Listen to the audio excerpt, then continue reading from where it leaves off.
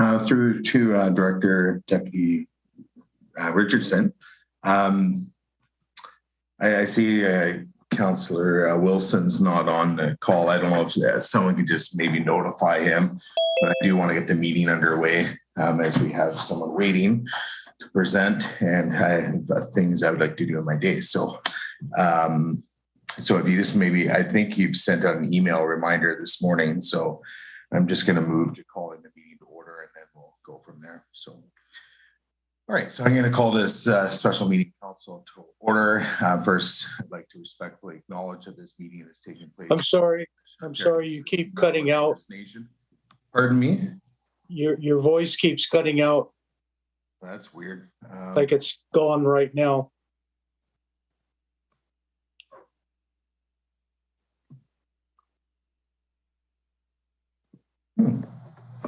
It's rare. I've never had an issue. Can you hear me now, or is it here? Okay, just give me a second here.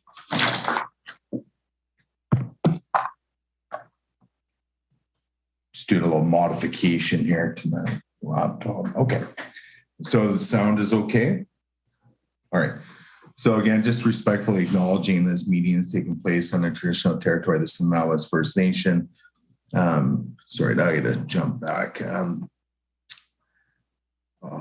do we go? Sorry, I've lost my agenda now. Oh, that's a complicated one. So I just need a motion to move the agenda as presented. So if someone's prepared to make that motion. Okay, noting that Councillor Gus Breck's moving it. Do we have a seconder? Second by Councillor Savage. Any discussion on the agenda? Okay, hearing none, I'll move to call into question. All those in favor and opposed, that's carried unanimously. Just bear with me, I've somehow lost my agenda, so gotta love electronic meetings. Hi, Mayor Swain. Councillor Wilson is now logged in. Okay, perfect. All right. You have the presentation by Corey Vanderhorst. Is the next... Just 2 seconds. I'm just getting mine back up here.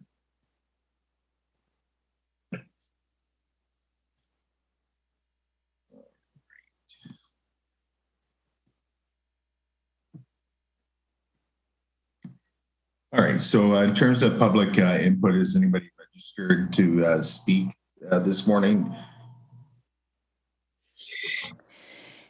No, there's nobody in the gallery and nobody has registered to speak. Okay, great. Thank you. All right. So moving on to item 4 in our agenda. So under general matters, we have an invited delegation. So we have Mr. Vanderhorst from Norris Myers Penny to present the auditor's year-end findings report. So I believe all the council has had that circulated and also posted. So through to Mr. Vanderhorst, if you would like to present, and welcome. Thank you, Mr. Mayor. Just give me 2 seconds as I get the technical stuff up and running here.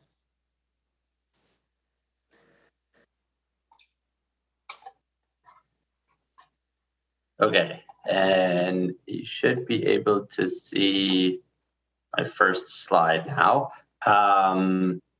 Please stop me if you can't hear. I have had technical difficulties with my laptop for the last week or two. So just wave frantically. I can see all your faces and I will try and fix it on my end if you lose my audio. Thank you for inviting me here this morning to speak at the special meeting. I appreciate you taking the time this morning. And sorry to interrupt. Could you turn up your volume? Yeah.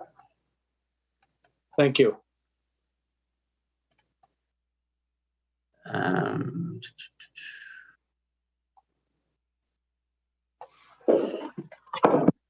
Councilor Gesselbeck, if you bear with me for a second, I'm going to try a headset, which should give you better audio.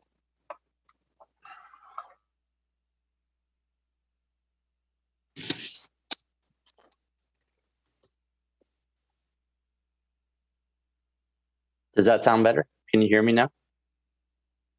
Okay, great. And I will also turn off my video, which should improve the audio as well.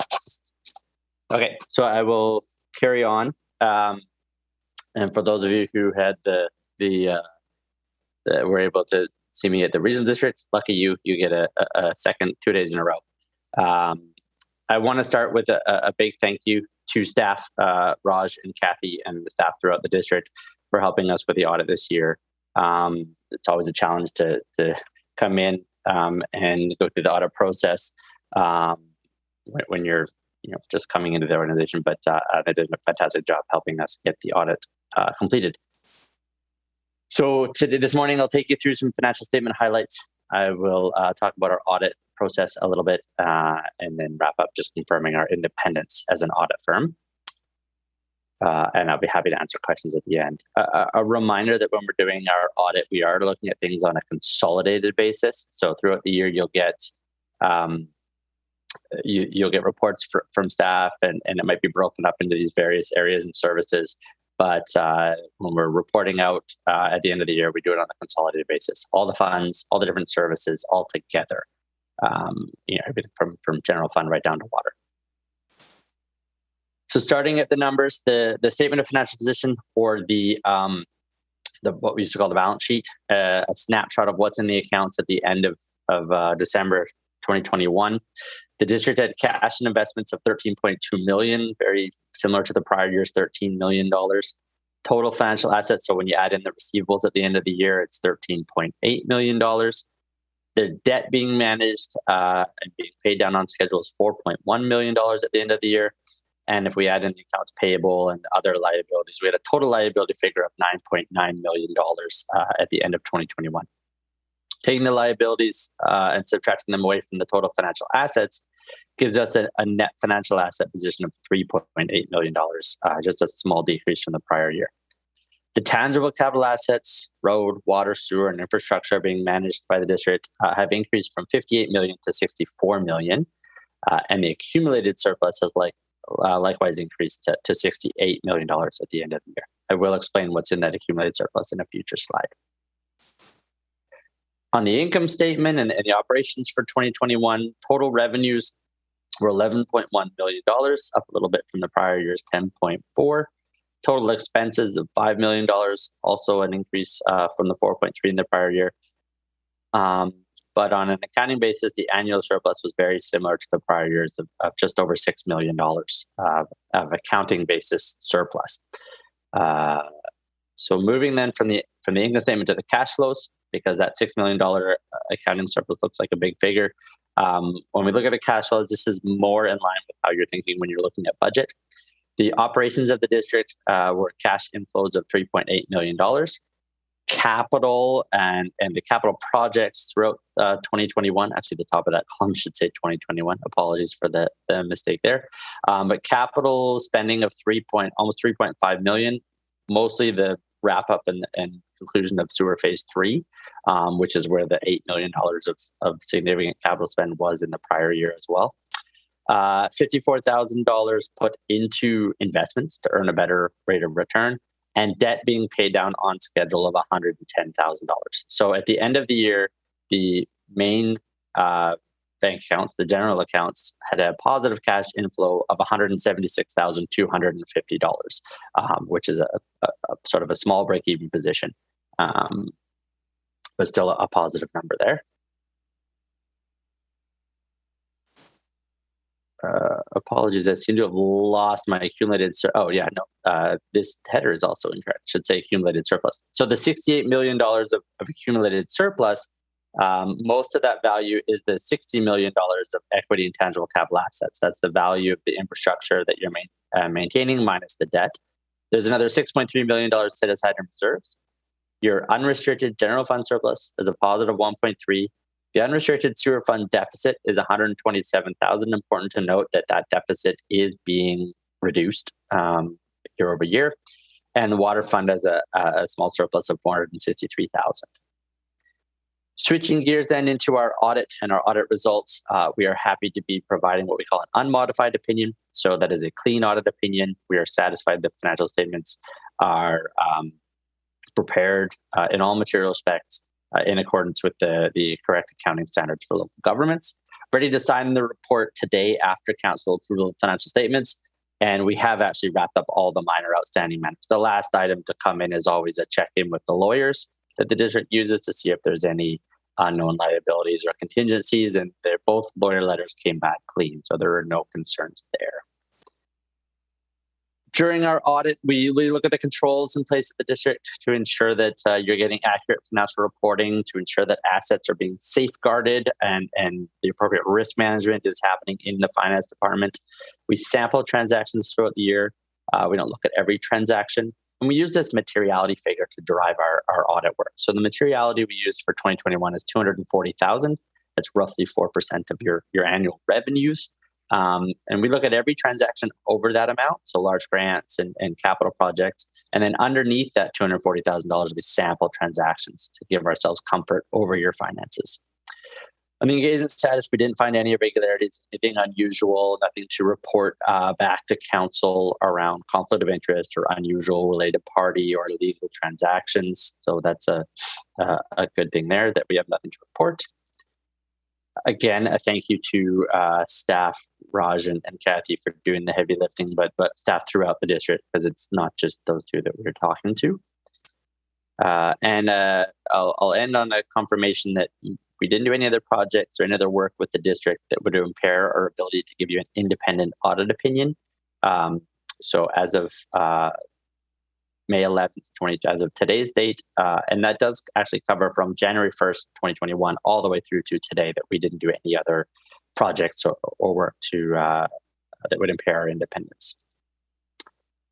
So thank you for taking the time this morning. I would be happy to answer any questions.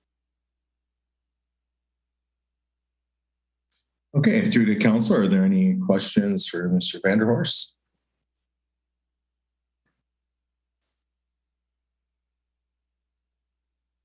Well, Mr. Vanderhorst, it looks like there's no questions for you this morning, which is probably a good thing. Yes. So again, on behalf of council, I'd just like to again thank you for coming in and presenting this morning and doing our audit. Much appreciated. Thank you, Mr. Mayor.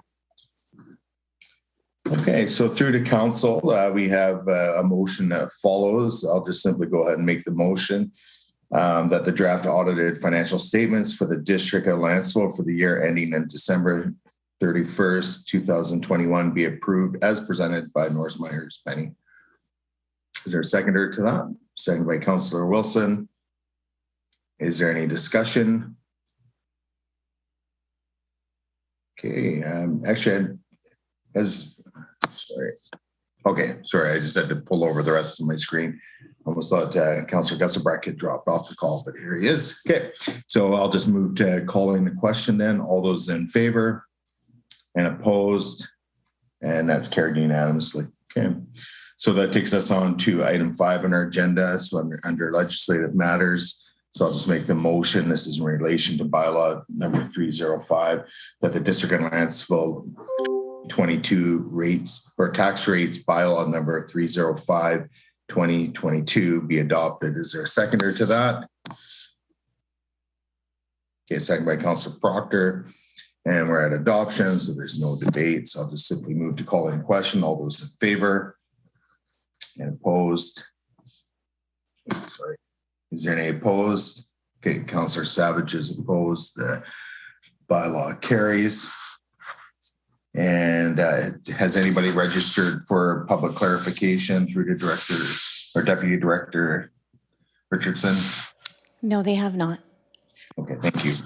And looks like we've made it through our agenda. So again, thanking everybody for taking some time this morning to meet. But we've made it through, so I declare the meeting adjourned. Thank you, everybody.